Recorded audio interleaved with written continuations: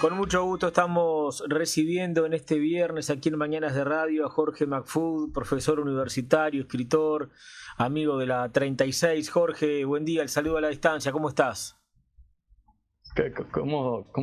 Por ahí, ¿quién habla, Hernán? Marcelo está por acá, estamos con Hernán, Marcelo. estamos con Ángel, estamos todos aquí en el estudio. Bueno, qué bien. ¿Cómo estás, Jorge? Bien, trabajando y viendo a ver, conversar con ustedes un rato. Bueno, ahí tema nos falta, ¿no? En Estados Unidos tema nos falta. La economía, sin duda, creo que incluso lo que nos llega a nosotros es mucho más moderado de lo que realmente pasa. Bueno, lo que ha pasado con bancos. ¿Cuánta percepción de esto tiene la población en Estados Unidos? No tienen, creo que depende de a qué sector de la población Claro. estamos hablando. Recordemos que la mayoría siempre está muy entretenida. Y no solo con espectáculos y deportes, sino sobre todo con política. Y la política es el gran circo de distracción por la cual la gente que está sufriendo serios problemas se distrae con lo clásico, lo que más vende, que son los conflictos, los antagonismos. En el caso concreto de Estados Unidos, el tema de la inmigración, el tema del lenguaje inclusivo o de la crítica a la historia esclavista. Las leyes, se está dando en este momento el fin del artículo 42, por lo cual se relajan un poco las condiciones de expulsión de los inmigrantes en la frontera sur, y simultáneamente en Florida aquí el gobernador ya acaba de aprobar una ley efectiva para principios de julio, por la cual los inmigrantes prácticamente van a ser perseguidos duramente. Ya ha habido un éxodo masivo de las obras, sobre todo de las obras de construcción, de la parte realmente productiva, y bueno, y esa es la gran distracción. La gente está en eso, no está tanto preocupada por los bancos. Por un lado, les da lo mismo, porque si estuviera preocupada no podría hacer nada. Eso es un tema de los grandes inversores y aquellos que manejan la Reserva Federal, las tasas de intereses, pero sobre todo los bancos comerciales. Claro. Y el tema, cómo se tratan allí lo vinculado a la deuda de Estados Unidos. Nosotros lo que escuchamos desde acá, lo que se plantea desde acá, son las repercusiones que puede tener el default de la deuda de Estados Unidos, pero hacia adentro se percibe esto.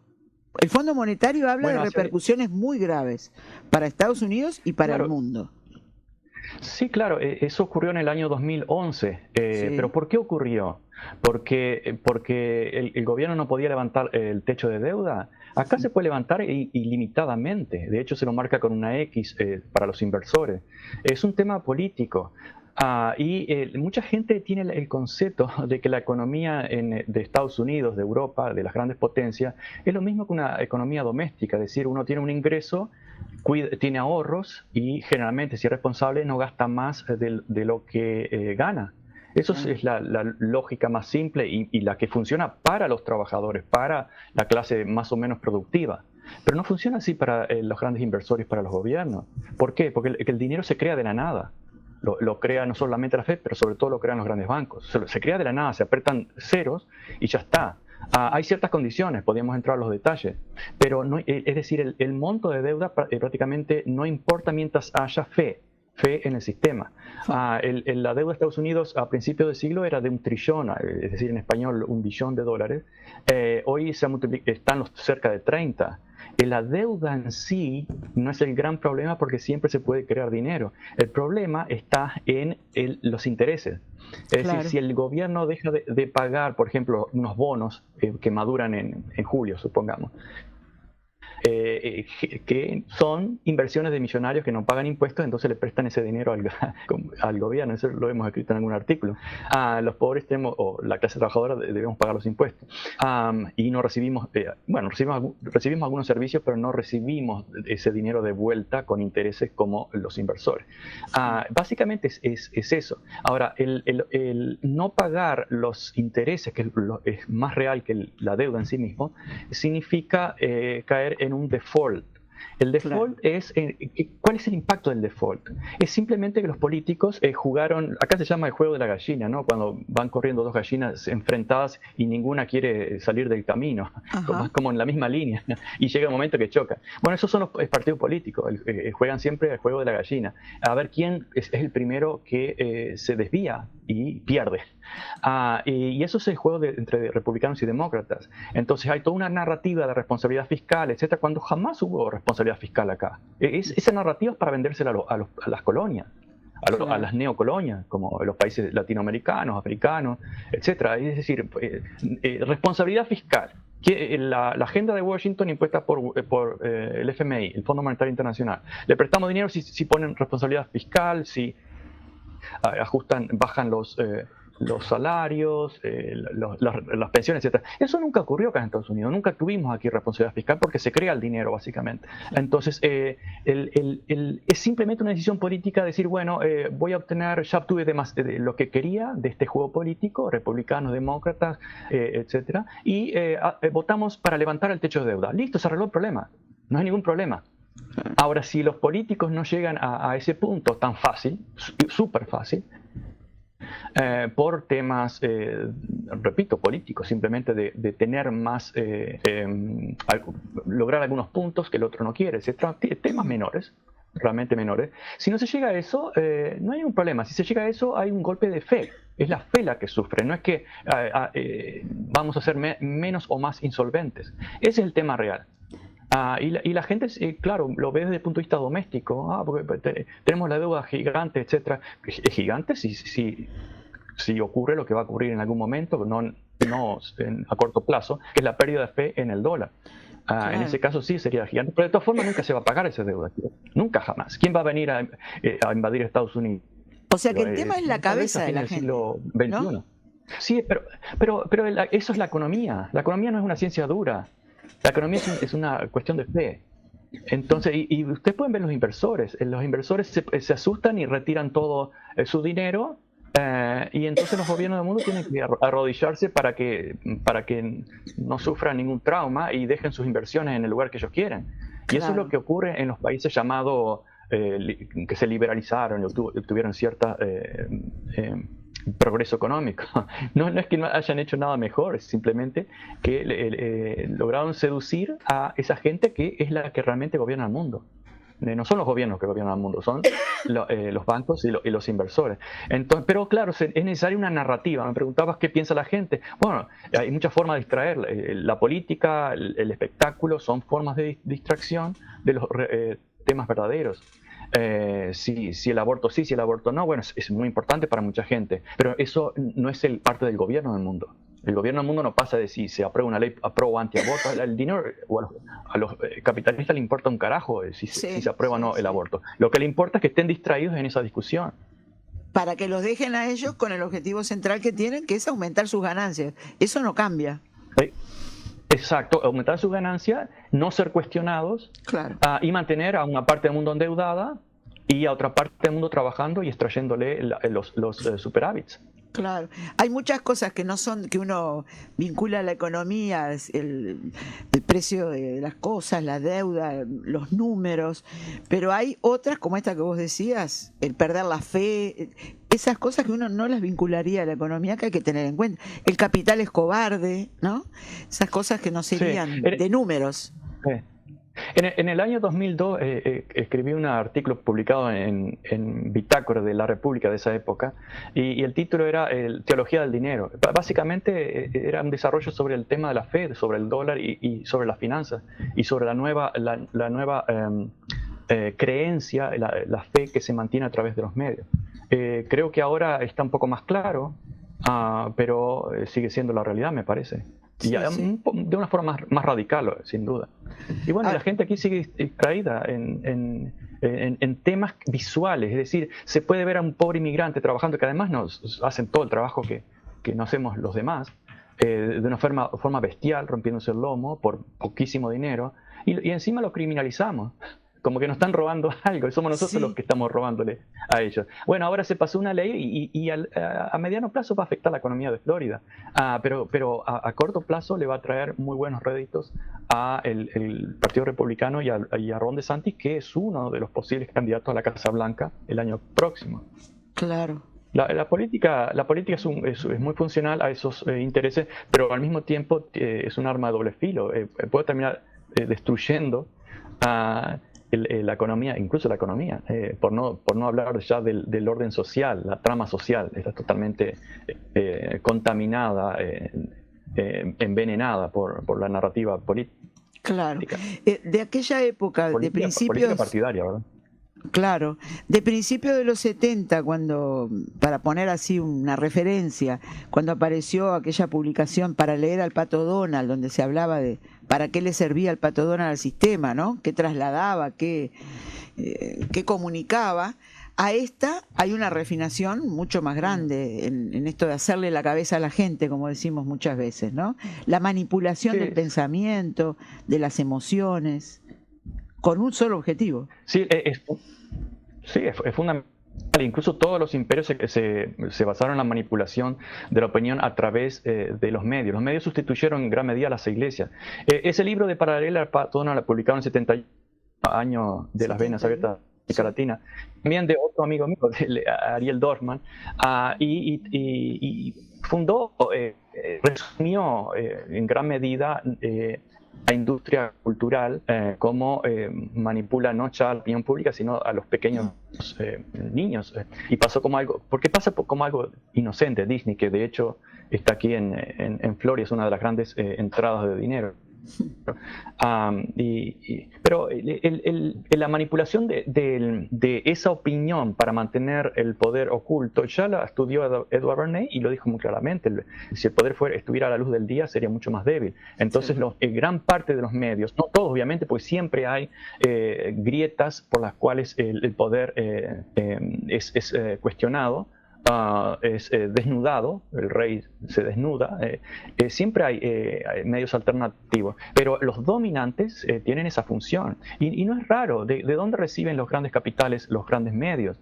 Lo reciben de otras corporaciones. Son corporaciones que reciben, por ejemplo, a través de avisos, anunciantes, etcétera, financiamiento de otras corporaciones. Y en Estados Unidos estamos hablando de gente que gana millones de dólares por hacer programas totalmente tóxicos, porque son muy convenientes.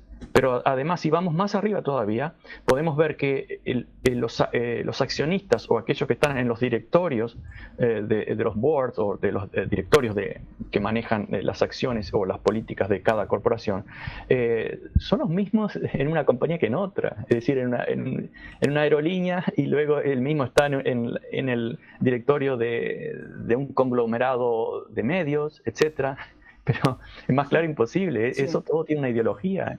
No van a hacer todo eso para luchar por la verdad y la justicia. Claro. Vos decías que la población en Estados Unidos tiene problemas serios que quedan para atrás, ¿no? Por este entretenimiento en general que hay. ¿Cuáles son esos problemas serios que tiene la población? Si lo hablamos acá, decimos el trabajo, la vivienda. ¿Cuáles son ahí? Mucho. En ese caso son deudas reales. La mayoría de la gente está endeudada y pagando intereses, etcétera. Primer punto. Segundo punto, la brecha entre la clase productiva, trabajadora, y el 0,1%, la gran clase inversora. No estoy hablando del pequeño inversor que Claro. está ahí sobreviviendo para que no se destruya su pequeño ahorro, sino de aquel que maneja millones y millones de dólares de un país al otro de una forma muy libre. La brecha esa se ha multiplicado a partir de los 80. Tercero, la expectativa de vida ha caído. Cuarto, la drogadicción es una peste, es una plaga. Son más de 100.000 en este momento personas mueren en Estados Unidos cada año por sobredosis de opio, de fentanilo, etc.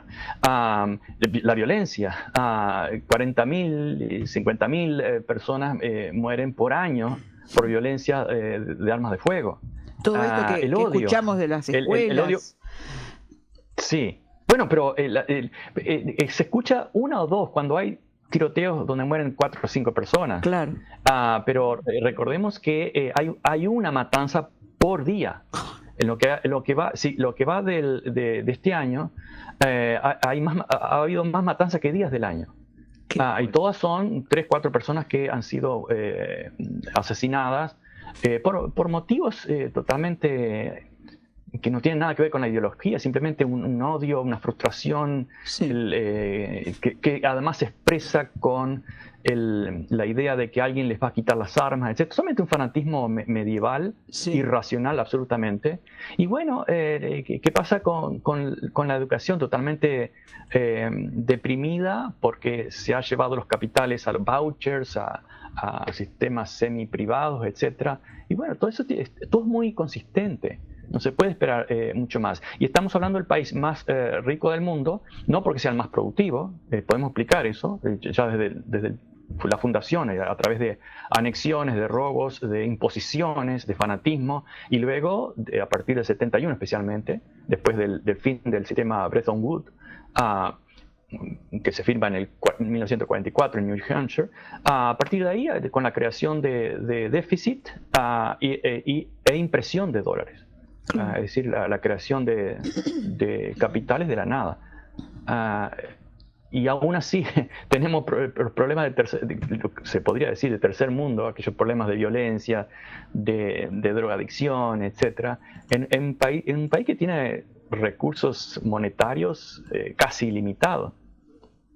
Y la gente endeudada, furiosa, frustrada, y no es capaz de ver de dónde procede el problema, y ve al costado y ve a sus vecinos. La gente incluso se fastidia por alguien que conduce mal o algo. Es decir, expresa toda esa frustración con aquel otro semejante que puede ver. Los inversores no se pueden ver. La lógica del sistema económico-social, incluso global, no se puede ver. Hay que entenderla. Claro.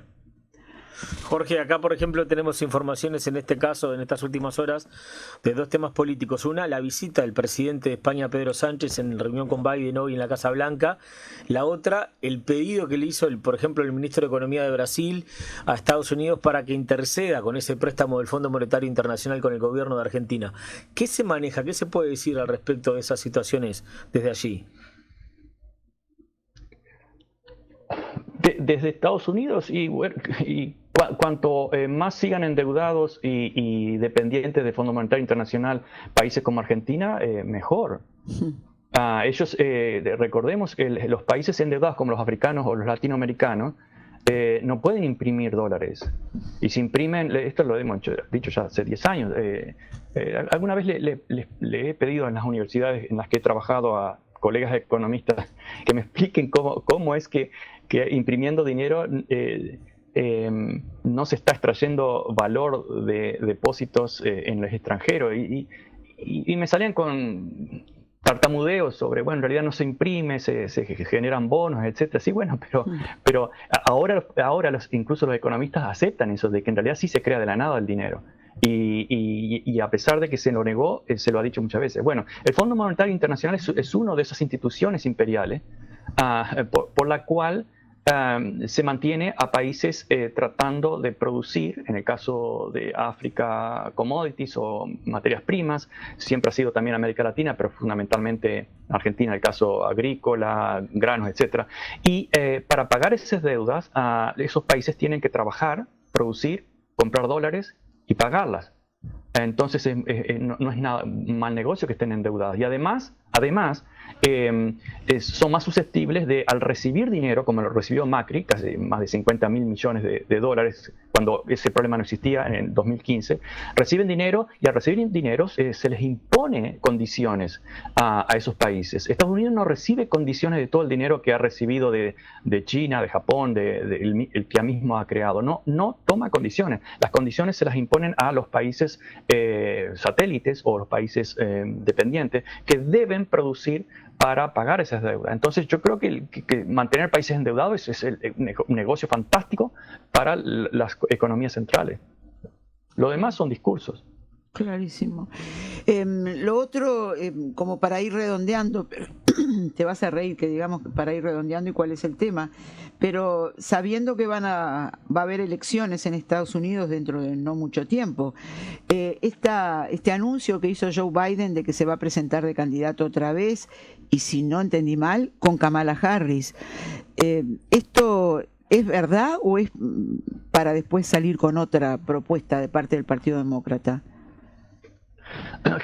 Eso es rara vez el presidente que intenta reelegirse es desafiado por otro candidato de su propio partido. Ocurrió con otro Kennedy, Ted Kennedy, cuando Carter quiso reelegirse, y muchos culparon a Ted Kennedy de haber quitado votos ahí.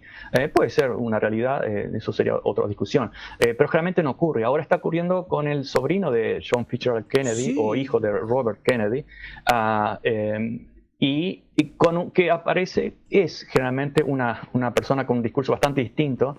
Lo han definido como conspiracionista, etc. La verdad que en algunas cosas podríamos decir que no tienen fundamento, pero otras cosas es bastante razonable, y está aportando un discurso muy distinto. Ahora, ese sería el rival dentro del Partido Demócrata de Biden. Y Biden, bueno, es parte del establishment, todos sabemos el negocio de la guerra, los negocios de los grandes corporaciones, de la cual incluso Obama fue parte, cómplice. Cuando tuvo la oportunidad de hacer grandes cambios en la crisis del 2009, no la hizo, salvó a todos esos delincuentes faraónicos, y Biden es parte de ese juego. Por un tema de edad, que es lo único que se discute, la gente discute que está muy viejo, tiene 80 años, etc. Es cierto. Y sí, bueno, eso es verdad, es parte de la biología, y sus intervenciones no dejan mucho que desear en cuanto a claridad intelectual, pero bueno. Se va a tirar como candidato. Kamala Harris también a veces está cuestionada, a ver si algunos dicen que abusa del alcohol o de las drogas. Bueno. No tiene tampoco mucha claridad. Entonces el partido realmente demócrata está en una muy mala posición. Ahora, claro, los republicanos también, en el caso de Trump, están mal posicionados porque ha sido incluso ahora juzgado como abusador sexual. Esas cosas pegan en la opinión pública estadounidense, por lo que decía, ven rostros, ven cosas concretas, pero no ven ideas en general. Sí, y bueno, la cuarta opción, la peor de todas, es Ron DeSantis. ¿Cuál? Ron DeSantis, el actual gobernador de Florida, muy probable candidato. Es una especie de Trump más medieval y menos payasesco. Es realmente qué peligro. Es decir, por todos lados que lo vea es un peligro, pero bueno, es parte probablemente de un imperio que está en decadencia. No es que se vaya a derrumbar mañana, pero está en clara decadencia, y esas cosas las hemos visto en la historia. Sí, sí. ¿Y tiene posibilidades Ron DeSantis? Sí tiene. Trump está muy por encima en este momento, pero recordemos que las campañas políticas llegan a generar un equilibrio. Alguna vez, antes de que cambiaran la dirección en Radio Uruguay y borrarse en todo 15 años de aportes y grabaciones, habíamos dicho que si Mahatma Gandhi y una cabra se presentan en una elección, la diferencia no va a ser más de 10%. Generalmente el juego electoral lleva a una especie de equilibrio de 50-50, 48-52 y así. Entonces, al final de la campaña, Ron DeSantis va a recuperar, probablemente, no digo que sea el candidato republicano, pero le va a pelear, si no es que termina siendo el candidato final republicano por el año que viene. Bueno. Jorge, un apunte en estos minutos finales de este tema de los bancos que se han ido liquidando, algunos de ellos absorbidos por bancos más grandes. ¿En qué medida inquieta realmente al sistema financiero estadounidense? ¿Es síntoma de qué eso? ¿O son episodios de estos que conocemos cada tanto y no hablan de nada más grave? No, sí, el sistema está en una situación muy grave. No quiere decir, que vamos a tener una crisis como el 2008 el año próximo, pero en una década, en 2 décadas, realmente que estamos en una situación muy vulnerable, porque estamos dependiendo, repito, de un tema de fe en un abuso de la creación de dinero de los grandes bancos. Es un sistema que está en este momento muy vulnerable, extremadamente vulnerable, y puede reventar en algún momento. Claro, nadie quiere mal, que mucha gente pasaría hambre, los de arriba no tanto, perderían sus grandes capitales, pero no pasarían hambre. Los trabajadores las que van a pasar, como siempre, muy mal. ¿Por qué está pasando esto de estos cierres de bancos, en resumen? Básicamente, bueno, aquellos que tienen $250,000 en depósito lo tienen garantizado. Más allá de eso no. Ahora, en el caso, por ejemplo, de Silicon Valley Bank, la mayoría de sus clientes eran ultramillonarios. Y ellos en gran medida no es que estén respaldados directamente por el gobierno. Todos sabemos que el dinero que está en un banco no es nuestro. Cuando lo ponemos en un banco legalmente deja de ser nuestro. Pero hay cierta fe de que el banco va a devolver en caso de que lo pidamos. Pero si hay una corrida importante, eso no va a ocurrir. Y la economía otra vez es muy sensible, tiene una psicología muy sensible y genera un efecto dominó. Entonces muchos de los accionistas, sobre todo, no tanto aquellos que tienen depósito, pero sobre todo los accionistas, se asustaron, perdieron fe en esos bancos y retiraron o trataron de convertir sus bonos, sus acciones, etc. Y entonces se descapitalizaron y los grandes, como siempre, se los comieron. Porque tiene mucho más respaldo. Está aquello de too big to fail, demasiado grande para quebrar. ¿Por qué? Bueno, porque ellos saben que el Estado los va a recuperar, como ocurrió en el año 2008, 2009 y 2011, etc. Entonces, es una progresión de acumulación del grande y destrucción del chico, también en el sistema bancario. Bien.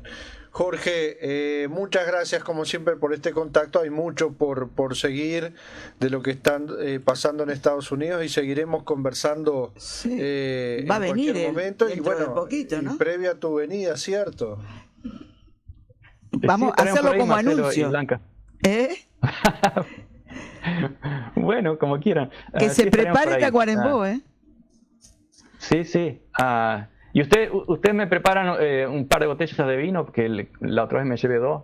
¿Cuál querés? Tenemos ¿Cuál es la marca rosado, que tinto, Sí. Tanat, ¿cuál querés? Bueno, acá no hay Tanat. He encontrado vinos uruguayos, pero no Tanat, no existe. Bueno. Está Merlot, Cabernet Sauvignon, etc. Vos cuando vengas vas a poder elegir acá. Sí, lo sé. Muy bien. Lo tienen ahí a la entrada. Exactamente. La verdad que nos alegra mucho y le decimos a la audiencia, va a estar acá, va a estar dando charlas, tanto en Tacuarembó, que va a ser el lugar central, como aquí en Montevideo, pero va a estar en la 36. Así que te despedimos, hasta la próxima. Sí. En Buenos Aires también estaremos en Buenos Aires y también. Caretas y Bueno, después pasarnos a la programación que hay. Bueno. Sí. Un abrazo. Un abrazo, Marcelo, Blanca y Hernán. Chao. Hasta la próxima.